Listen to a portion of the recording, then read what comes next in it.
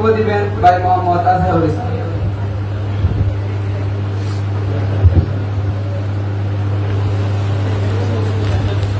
السلام عليكم ورحمة الله تعالى وبركاته. حمدا لذاته صلاة لحبيبه أما بعد فأعوذ بالله من الشيطان الرجيم بسم الله الرحمن الرحيم. فقد قال الله تعالى في القرآن المجيد والفرقان الحميد لقد كان لكم في رسول الله أسوة حسنة وقال رسول الله صلى الله عليه وسلم لا يؤمن أحدكم حتى يكون أحب إليه من والده وولده والناس أجمعين أو كما قال عليه الصلاة والسلام. মোহতারাম হাজিরিন, সময়ের সংক্ষিপ্ততায় ভূমিকা না টেনে আমি আমার মূল প্রসঙ্গে চলে যাচ্ছি। প্রিয় উপস্থিতি, আজ থেকে 1450 বছর পূর্বে যখন সমাজে ছিল না শান্তি শৃঙ্খলা, ছিল শুধু অশান্তি আর অরাজকতা, মানুষ হয়ে গিয়েছিল পশুত্বের চেয়েও নিকৃষ্ট, নিজেদের কন্যা সন্তানকে জীবন্ত কবরস্থ করতে এবং ভূতকেন্দ্রিক পরস্পর মারামারি, কাটাকাটি, হানাহানি করা তাদের নিত্যদিনের অভ্যাস হিসেবে গ্রহণ করে নিয়েছিল। মূর্খতা আরবের বালকারাশি পর্যন্ত পাপাচারে লিপ্ত হয়ে গিয়েছিল।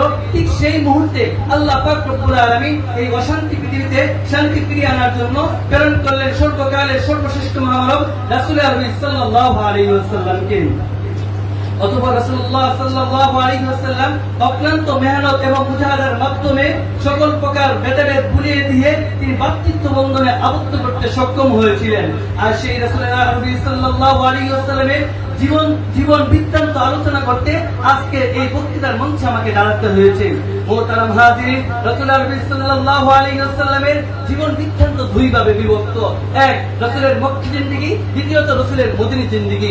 মোহতারাম হাজিরিন, রাসূল পাক সাল্লাল্লাহু আলাইহি ওয়াসাল্লামের মক্কি জিন্দেগি সম্পর্কে আলোচনা করতে গেলে আজ আমার মনে পড়ে যায় রাসূলের ওই শৈশবের কথা।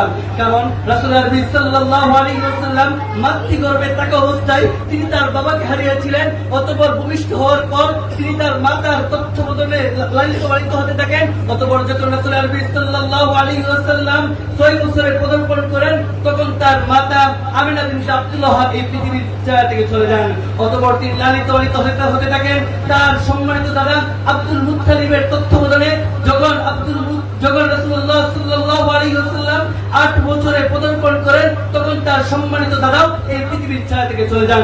অতঃপর সর্বশেষ আশ্রয়কেন্দ্র হিসেবে রাসূল পাক সাল্লাল্লাহু আলাইহি ওয়াসাল্লাম লালিত পালিত হয়েছিলেন আবু তালিবের তত্ত্বাবধানে। মোহতারাম হাজিরিন, অবশেষে রাসূলুল্লাহ সাল্লাল্লাহু আলাইহি ওয়াসাল্লাম যখন 14 বছরে পদার্পণ করেন, তখন রাসূল পাক সাল্লাল্লাহু আলাইহি ওয়াসাল্লাম আরবের সপ্রান্ত সমাজ সেবক হিজবুল হুজুর সংগঠনে অংশগ্রহণ করেছিলেন, যার মাধ্যমে রাসূল করিম সাল্লাল্লাহু আলাইহি ওয়াসাল্লাম পরস্পর গোত্রকেন্দ্রিক রক্ত পিপাসু দাঙ্গা হাঙ্গামার পরিবর্তে ঐক্য গঠনের মাধ্যমে গোটা আরবের মধ্যে আল আমিন উপাধিতে ভূষিত হয়েছিলেন। মুহতারাম হাজিরিন, এরকম ভাবে রাসূলুল্লাহ সাল্লাল্লাহু আলাইহি ওয়াসাল্লাম যখন 40 বছর বয়সে তিনি নবুয়ত হয়েছিলেন, তখন আল্লাহ পাক রব্বুল আলামিনের আদেশে মানুষদেরকে প্রকাশ্যভাবে দাওয়াত দিতে থাকেন, বলতে লাগলেন ইয়া আইয়ুহান নাস কুলু লা ইলাহা ইল্লাল্লাহ তুফলিহুন। অবশ্যই দেখা যায় রাসূলুল্লাহ সাল্লাল্লাহু আলাইহি ওয়াসাল্লাম এই দাওয়াত দেওয়ার কারণে তার উপর নেমে এসেছিল অমানুষিক জুলুম আর অত্যাচার। অথচ যে রাসূল গোটা আরবের মধ্যে আল আমিন উপাধিতে ভূষিত হয়েছিলেন, সেই রাসূল হয়ে গেলেন তাদের কাছে পাগল আর মাজলুম উপাধিতে। মোহতারাম হাজিরিন, এত কষ্ট মুজাহাদা করার পরও রাসূলুল্লাহ সাল্লাল্লাহু আলাইহি ওয়াসাল্লাম তিনি তার দাওয়াতের পথ থেকে বিন্দু পরিমাণ পিছপা হয়ে যাননি। অতঃপর রাসূলুল্লাহ সাল্লাল্লাহু আলাইহি ওয়াসাল্লাম এই দাওয়াতের কার্যক্রম নিয়ে তিনি তায়েফে চলে গেলেন। কিন্তু কি বলবো, হায় আফসোস, যেরকম ভাবে রাসূলুল্লাহ সাল্লাল্লাহু আলাইহি ওয়াসাল্লামকে মক্কার ওই লোকগুলো চিনতে পারে নাই, ঠিক তেমনি ভাবে তায়েফের লোকগুলো রাসূলকে এভাবে চিনতে পারে নাই। যার কারণে আমরা দেখতে পাই যে রাসূলের প্রতি একটি মশা এবং মাসি পর্যন্ত বসা হারাম ছিল, সেই রাসূলকে পর্যন্ত তায়েফে রক্ত রঞ্জিত করা হয়েছিল। ওই এমত অবস্থায় রাসূল বলেছিলেন কাইফা ইফলিহুল কওম কাইফা ইফলিহুল কওম শাজ্জু নাবিয়্যাহু ওয়া কাসারু রুবাইয়াতাহু ওয়া হুয়া ইয়াদউ ইলা রাব্বিহিম। মুহতারাম হাজিরিন, অবশেষে আল্লাহ তাআলার হুকুমে তিনি মদিনায় হিজরত করেন। কিন্তু কি বলবো, তৎকালীন মদিনার অবস্থাও ছিল অনেক নাজুক, কারণ আউস এবং খাজরাজ গোত্রগুলো পরস্পর দ্বন্দ্বে লিপ্ত ছিল এবং সুদ ভিত্তিক অর্থ ব্যবস্থাও চালু ছিল।